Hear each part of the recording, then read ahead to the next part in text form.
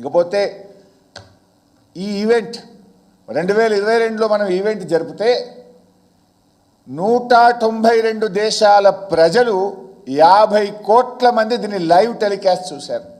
అంటే 192 దేశాల్లో మన హైదరాబాద్ ఇమేజ్ను, మన తెలంగాణ రాష్ట్ర ఇమేజ్ను, మన దేశం యొక్క ప్రతిష్టను పెంచే విధంగా కేటీఆర్ గారు బీఆర్ఎస్ ప్రభుత్వం ఆ రోజు పనిచేసింది. ఏం చేస్తే 192 దేశాలు ప్రజలు ప్రత్యక్షంగా హైదరాబాద్లో జరిగే ఒక ఈవెంట్ను చూస్తారు?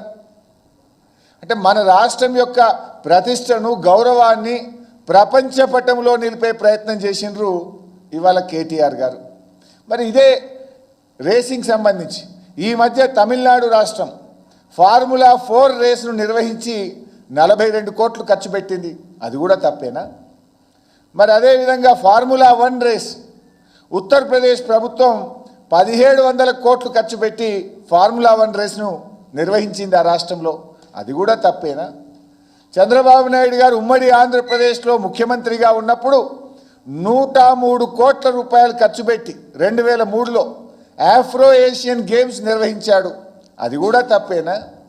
మీ కాంగ్రెస్ ప్రభుత్వం యూపీఏ కామన్వెల్త్ గేమ్స్ను 70,000 కోట్ల రూపాయలతో నిర్వహించారు.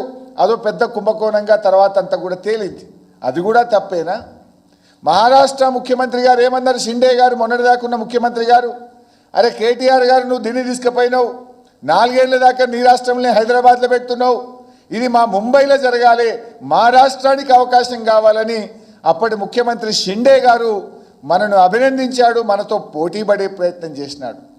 అంటే ఇంత మంచి పని జరిగితే కేవలం గత ప్రభుత్వ పనులు కొనసాగద్దని, గత ప్రభుత్వానికి మంచి పేరు రావద్దని కేటీఆర్ గారు అడుగడుగునా నిలదీస్తున్నారని నువ్వు అక్రమంగా కేసు పెట్టే ప్రయత్నం చేస్తూ ఉన్నావు. ఈ సందర్భంగా ఒక అమెరికన్ రైటర్ అండ్ ఫిలాసఫర్ ఒక మాట అన్నాడు. వారి పేరు జాన్ సి మ్యాక్స్వెల్. వారు అన్న మాటను ఒకసారి మీకు గుర్తు చేస్తాను.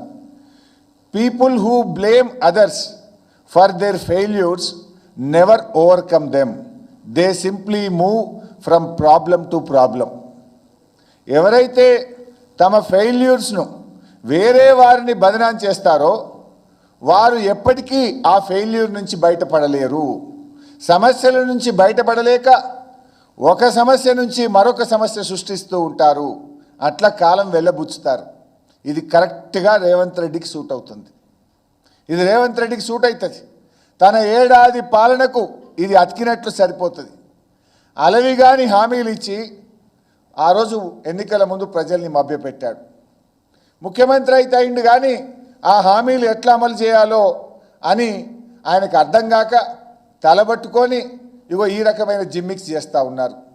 ఎట్లా గట్టెక్కాలి, తిమ్మిని బమ్మిని చేయాలి అనే ఆలోచనతో హామీలు ప్రజలు ఏడ ప్రశ్నిస్తారో అని ప్రజల దృష్టి మరల్చడానికి రకరకాల జిమ్మిక్కులు చేస్తున్నాడు. మొదట్లో మీరు చూశారు, లేని దివాలాను దివాలా దివాలా అని లేని దివాలాను ప్రచారం చేసి తమ గోతిలో తామే పడి రాష్ట్రానికి పెట్టుబడులు రాకుండా రాష్ట్ర ఆదాయం తగ్గే విధంగా చేసిండ్రు.